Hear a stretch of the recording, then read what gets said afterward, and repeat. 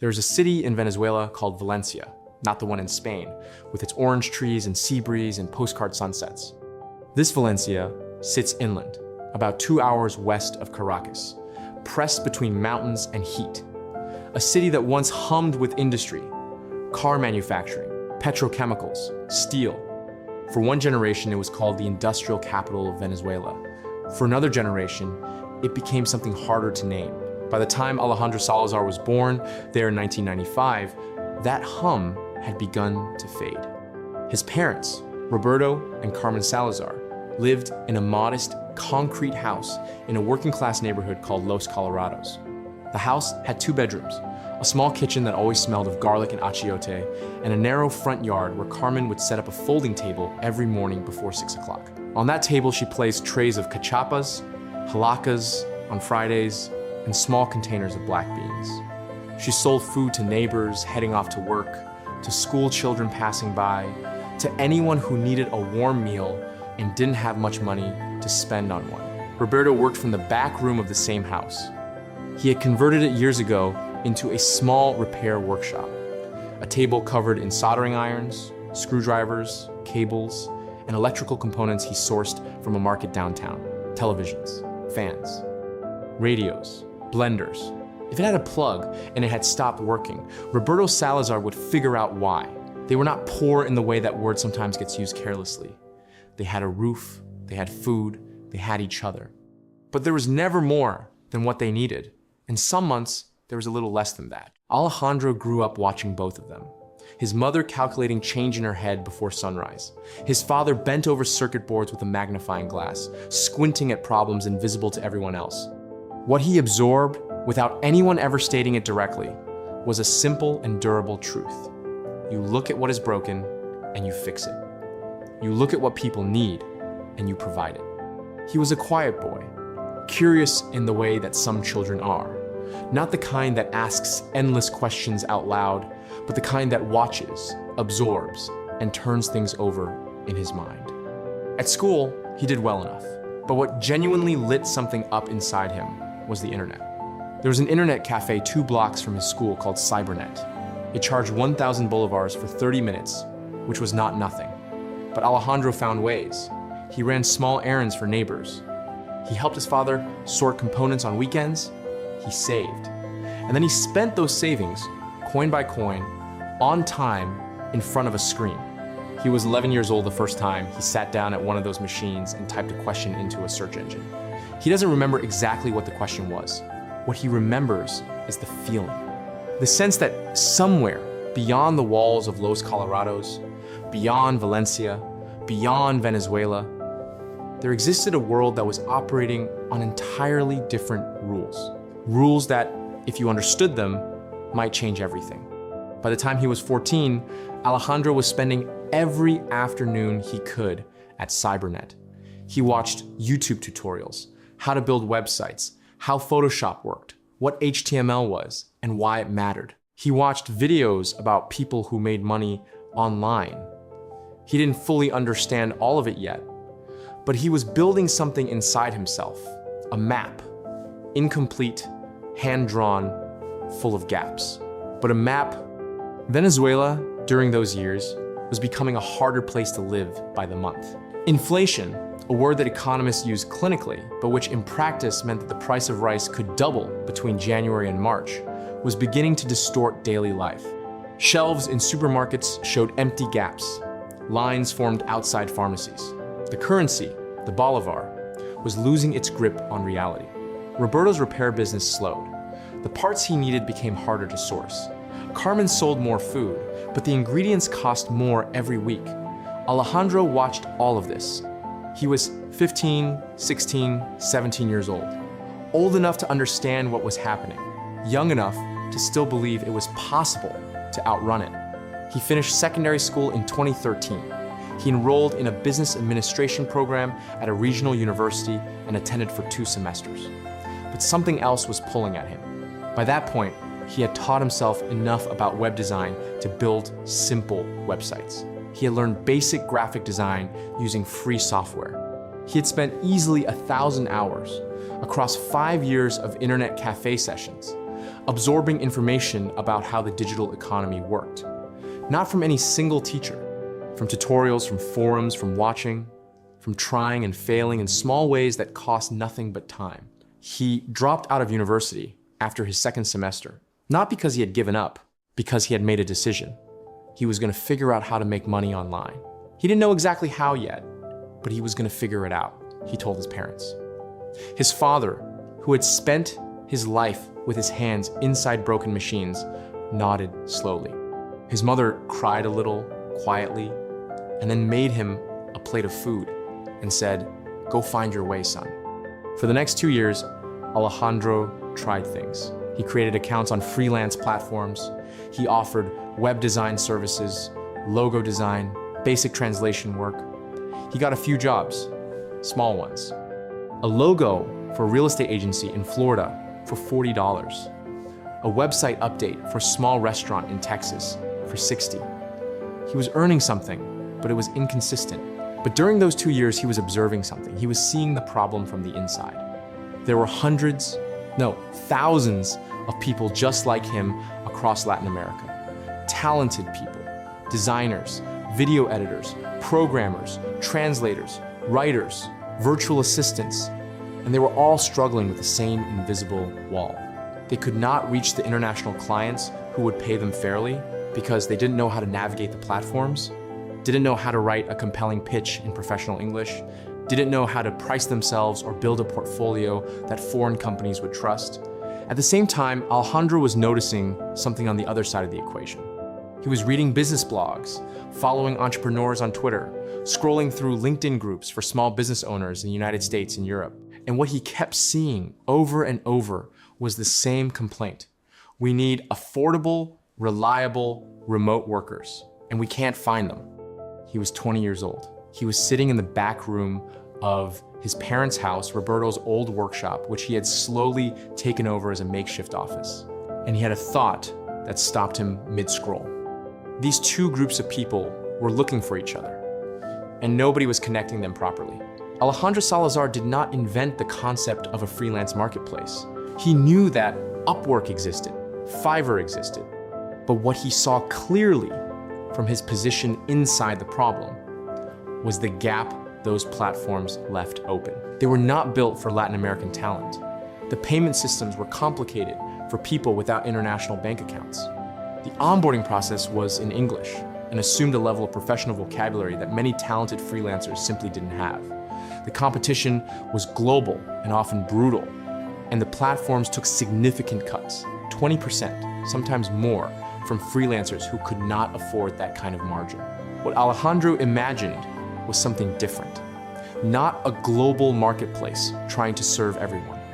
A focused, curated platform specifically connecting Latin American freelancers with North American and European companies. Smaller, more personal. With support in Spanish for the freelancers and professional guarantees for the clients. A platform that solved the trust problem from both sides simultaneously. He called it, eventually, Talento Sur. Talento meaning talent in Spanish, Sur meaning south. But before it had a name, before it had a logo or a domain or a single line of code, it was just an idea written in a notebook that he kept next to his laptop. He had filled 14 pages with observations, questions, sketches of how the system might work, lists of problems he would need to solve. He started with what he had. Almost no money, a basic understanding of web tools, and an internet connection that cut out 3 or 4 times a day. He bought a domain for $12, money he had saved from his last freelance job. He built the first version of the website using WordPress and a free template, customizing it as best he could. It was not impressive. It was functional, barely.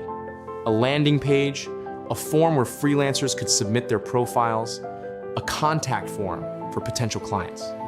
That was it. Then he went looking for freelancers. He joined Facebook groups, dozens of them, communities of Venezuelan professionals, Colombian designers, Argentine developers, Mexican translators. He posted in each one. He introduced himself honestly. He was building a platform to help Latin American talent connect with international clients. It was new. There were no guarantees, but if they were interested, they could register. The responses were cautious at first. Why would anyone trust a random 20-year-old from Valencia with a barely functional website? He understood the skepticism. He responded to every message personally.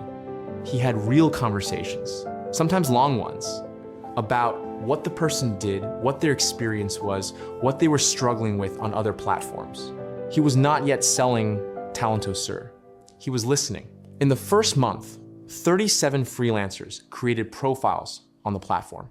Alejandro curated them manually, writing each profile in professional English himself, packaging their skills and experience in the language that international clients expected to see. Now he needed clients. This was harder, much harder. He made a list of every small and medium-sized business he could find through LinkedIn, through directories, through reading articles about companies that had started hiring remote workers. Tech startups, digital marketing agencies, small e-commerce operations. He sent cold emails, hundreds of them.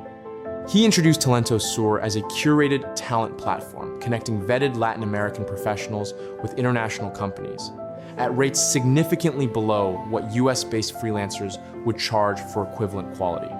The open rate on those emails, he would later estimate, was around 8%. The response rate was lower. For the first 6 weeks, he received exactly 3 replies, 2 of which were politely negative, one of which asked for more information. He pursued that one reply with everything he had. The company was a small digital marketing agency in Austin, Texas. 5 employees, growing quickly, overwhelmed with client work, looking for someone who could help with social media content and basic graphic design. Alejandro introduced them to a graphic designer from Bogota named Catalina, 26 years old, 4 years of professional experience, bilingual, meticulous. He priced the engagement at $20 an hour. The agency was paying their US-based contractors $45. Catalina did excellent work. The agency was pleased. They asked for a second freelancer the following month, this time for video editing. Alejandro connected them with a video editor from Medellin. That worked too. Talento Sur's commission was 10% of every project completed through the platform. In those first 2 months of actual business, Alejandro earned less than $200. But something more valuable than money had happened. He had proof that the model worked. The problems during this period were constant and exhausting. The website broke regularly. He didn't have the technical skill to build a truly stable platform, and he couldn't afford to hire a developer. He would spend hours troubleshooting, watching YouTube videos to fix problems that someone with real technical training would have solved in minutes. Sometimes a freelancer would miss a deadline, which would put the client relationship in jeopardy, and Alejandro would spend an entire night working to find a replacement and smooth things over. Payments moved through PayPal, which worked well enough for clients, but was complicated and sometimes impossible for freelancers in Venezuela due to the country's financial restrictions. He had to build informal workarounds, fragile, imperfect systems that caused occasional delays and disputes. His internet cut out at critical moments. He once lost a client call because the power in his neighborhood went out for 6 hours. He apologized, rescheduled, and lost a night of sleep. He was doing all of this from the back room of his parents' house, working between 14 and 16 hours a day, sustained by his mother's cooking and a stubbornness that he himself could not fully explain. He was earning almost nothing. He had no salary. He was reinvesting every commission back into the platform. Small improvements, a better hosting plan, a premium email service to make his communications look more professional. By month 8, Talento Sur had facilitated 42 projects, totaling roughly $18,000 in freelancer earnings. Alejandro had earned, after commission, about $1,800. Split across 8 months, that was not a living wage. But the growth curve, the number of new freelancers registering each week, the number of client inquiries coming in, that curve was pointing upward. He could see something forming in the distance. In February of 2018, a man named Marco Vidal posted a YouTube video. Marco Vidal was a Venezuelan entrepreneur who had emigrated to Miami several years earlier and built an audience of around 200,000 followers on YouTube and Instagram by documenting his journey building businesses in the United States. He talked about immigration, about the Venezuelan diaspora, about remote work and entrepreneurship. His audience was largely Latin American, people exactly like Alejandro, people looking for a signal in the noise. Someone had told Marco about Talentosur. He spent a week looking into it, signing up, browsing the freelancer profiles, reading the terms. Then he made a 12-minute video. The title roughly translated, "This Venezuelan platform is connecting our talent with the world, and you need to know about it." The video went live on a Thursday morning. By Friday afternoon, Talentosur's registration server had crashed. Alejandro was asleep when it happened. It was nearly 3 in the morning in Valencia. He woke up to his phone vibrating continuously with notification emails. He opened his laptop and found the website was down. Then he found Marco's video. He sat in the dark in his parents' house, watching 200,000 people learn that his platform existed. By the time he had stabilized the server, 740 new freelancers had attempted to register. 11 companies from Spain, the United States, Canada, and Mexico had sent inquiry emails. In the weeks that followed, the numbers kept climbing. By the end of the month, Talentosur had over 2,000 registered freelancers and was in active conversations with more than 30 international companies. Alejandro had 2 realizations, almost simultaneously. The first was that this was real, the thing he had been building in the dark, in a back room with no money and no team and an internet connection that couldn't be trusted. It was real, and people wanted it. The second was that he was not remotely prepared for what had just happened. The platform, as it existed, could not handle this scale. The infrastructure was jury-rigged. The processes were manual. Alejandro was still personally reviewing every freelancer profile, handling every client inquiry himself, managing payments through a combination of PayPal and personal trust. None of that could scale to thousands of users. He needed developers. He needed a proper payment system. He needed people who could handle customer support, verify freelancer applications, and build real relationships with client companies. He needed money. He spent 3 days drafting a pitch deck. He didn't have a mentor to guide him through this. He didn't have a business school education. He had his notebook, his observations, his data from 8 months of operation, and the internet. He reached out to every startup accelerator and angel investor he could find with any focus on Latin America. He sent cold emails. He applied to 2 startup programs. He sent messages through LinkedIn to investors he had no business contacting, knowing most would be ignored. One wasn't. A small venture fund based in Bogota called Vertis Capital had a portfolio that included several Latin American technology startups. One of their partners, a woman named Isabella Restrepo, had seen Marco Vidal's video and added Talentosur to a list of companies worth watching. When Alejandro's email arrived in her inbox, she recognized the name immediately. She replied within 48 hours. 3 weeks later, Alejandro flew to Bogota for the first time in his life. It was only the second time he had ever been on an airplane. He sat across from Isabella Restrepo in a conference room in a Bogota office building and presented Talentosur for 45 minutes, the numbers, the model, the vision, the gap in the market, and what he planned to do with capital. He was nervous. He had rehearsed the presentation so many times that he could feel the words going slightly flat, too practiced. Partway through, he stopped presenting and just talked about the freelancers he had spoken to, about Catalina in Bogota, the video editor in Medellin, the developer in Lima who had started earning more in 3 months on Talentosur than he had in the previous year on other platforms, about what he had seen growing up in Venezuela, about why this market existed and why it was largely invisible to investors who weren't paying attention. Isabella listened. She asked precise, technical questions about the commission structure, about payment infrastructure, about how Talentosur handled disputes between clients and freelancers. Alejandro answered every question directly, including the ones where the honest answer was, "We don't have a proper system for that yet, but here is what I think it should look like." Vertis Capital offered a seed investment of $280,000 in exchange for 18% equity in Talentosur. Alejandro negotiated gently. He had read enough about startup financing to know that this was the moment to hold the line. He accepted the investment at 15%. He was 22 years old. He moved to Bogota, not because it was the only option, but because it had stable internet infrastructure, a large pool of technical talent, a startup ecosystem, and it was far enough from Venezuela that the economic instability would not disrupt his operations. He rented a small apartment near the Chapinero neighborhood and spent the first 3 weeks doing nothing but hiring. He brought in 2 developers.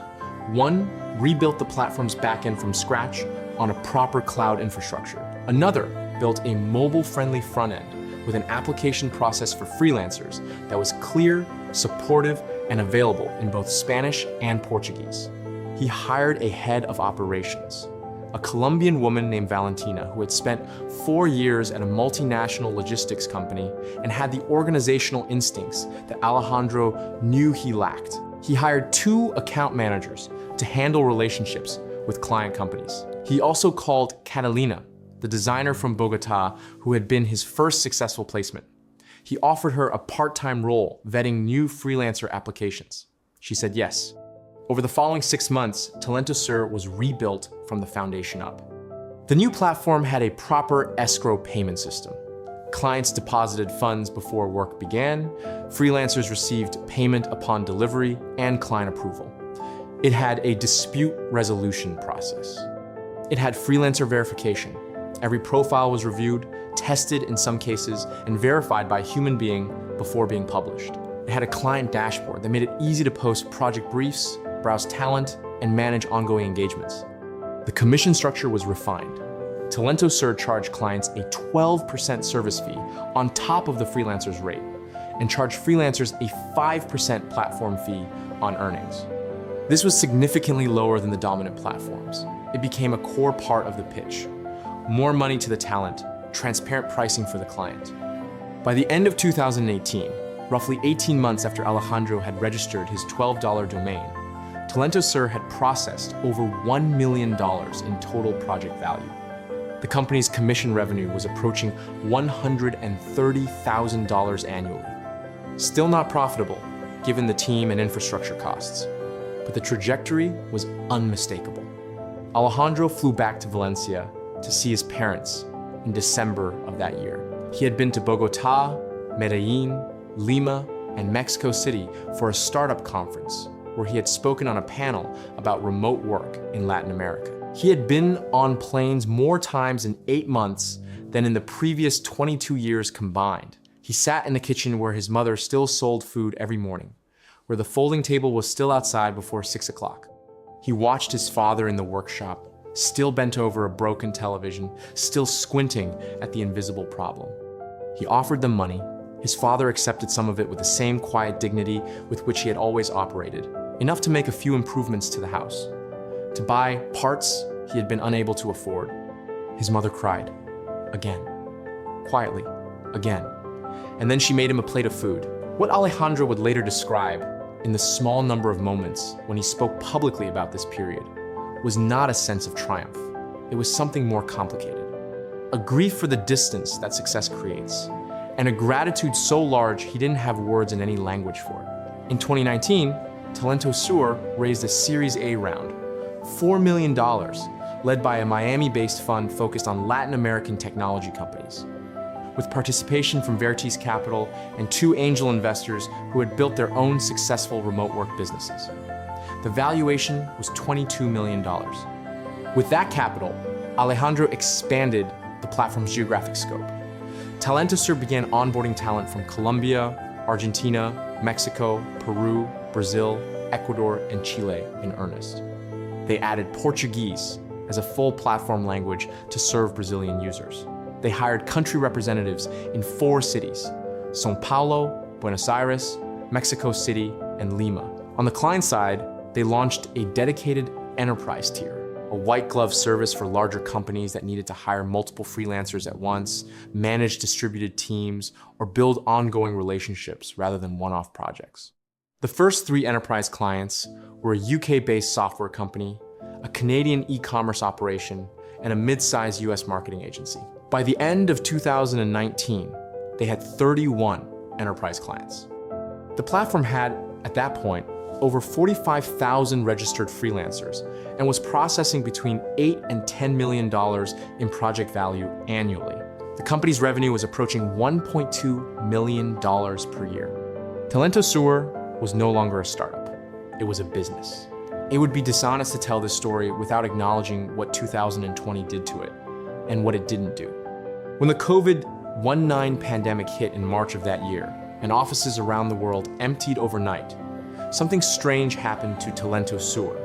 The catastrophe that was devastating so many businesses was for a platform built on the premise that skilled remote workers and international companies should be able to find each other easily, almost an accelerant. Companies that had never considered remote work were suddenly desperate for it. The concept of hiring across borders, which Alejandro had been evangelizing for 3 years, suddenly required no evangelizing at all. It was simply the reality of how the world was working. Freelancer registrations on Talentosur increased by 230% in the second quarter of 2020 alone. Client inquiries increased by nearly 300%. Enterprise deals that had been in conversation for months were signed in weeks. The company hired aggressively. The team went from 22 people to 61 by the end of the year. They moved to a larger office in Bogota and opened a second hub in Mexico City. By the close of 2020, Talentosur had processed over $40 million in project value. Revenue crossed $4 million. For the first time, the company was approaching operational profitability. There is a number that Alejandro returns to sometimes. Not the revenue figures or the valuation or the number of registered users. A different number. By the end of 2020, the median Latin American freelancer on Talentosur was earning 38% more than they had been earning on other platforms in the year before they joined. Many were earning considerably more. A video editor in Caracas was earning $4,000 a month working for a production company in Los Angeles. A developer in Santiago was billing $1,200 a week to a software firm in Amsterdam. A translator in Montevideo had built an ongoing relationship with a publishing house in New York that provided her stable, year-round income. These were real people. Alejandro knew some of them personally. He had, in the early days, had actual conversations with many of them. Those careful, extended conversations he conducted through Facebook groups before Talentosur had any infrastructure to speak of. Some of them had become advisors. Some had simply stayed in touch because this platform had changed their lives, and they wanted him to know. This, more than anything else, is what he described as his measurement of success. Not the company's valuation, the number in a freelancer's bank account that hadn't been there before. In 2022, Talentosur raised a Series B round of $18 million, led by a US-based venture fund focused on the future of work. The round valued the company at $91 million. Alejandro was 26 years old. He used the capital to do 3 things. First, he invested heavily in the platform's AI and matching technology, building a system that could intelligently pair client project requirements with freelancer skill profiles, reducing the time it took to find the right match from days to hours. Second, he launched Talentosur Pro, a suite of tools designed for freelancers to manage their own business: invoicing, contracts, scheduling, financial tracking, language assistance for client communication. This was the product Alejandro felt most personally about.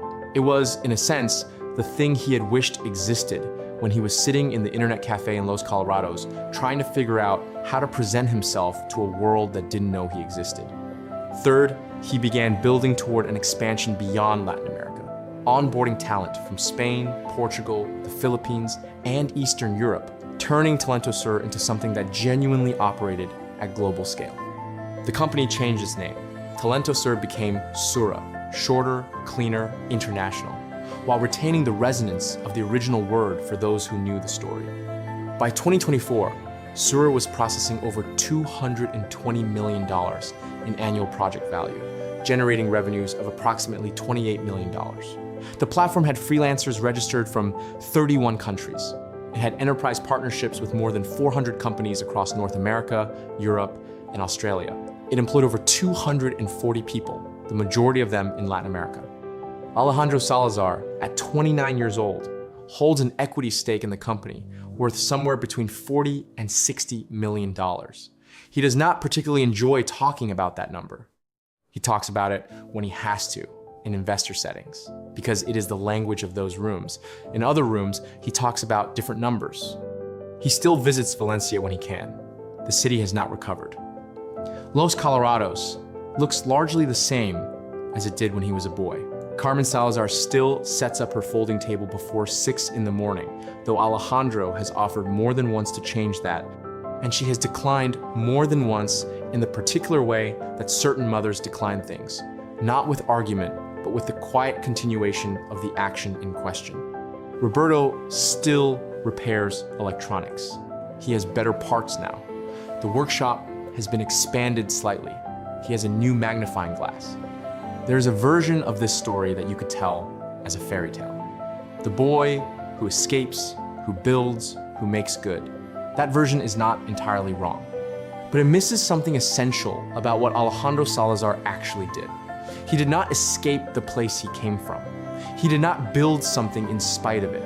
He built something because of it. Because he had spent his entire childhood watching his parents solve problems with whatever was in front of them. Because he had grown up inside the very gap that his platform exists to close. Because he understood from the inside what it felt like to be talented and invisible, to be capable and unreachable, to have something to offer the world and no way to make the world know it. He looked at what was broken and he fixed it. In a coffee shop in Bogota, in one of the rare interviews he has given that was not about metrics or market share or funding rounds, a journalist asked Alejandro what he would tell his younger self. The boy at the internet cafe in Los Colorados, paying for 30 minutes of access with coins he had earned from his father's workshop. He thought about this for a long time. Then he said, I would tell him that what he is doing is already enough. He thinks he is just looking around. He thinks he's just learning, but what he is actually doing is building the map. The destination will find him later. Right now, the map is enough. He paused, and I would tell him to keep paying for the internet. Every coin is worth it.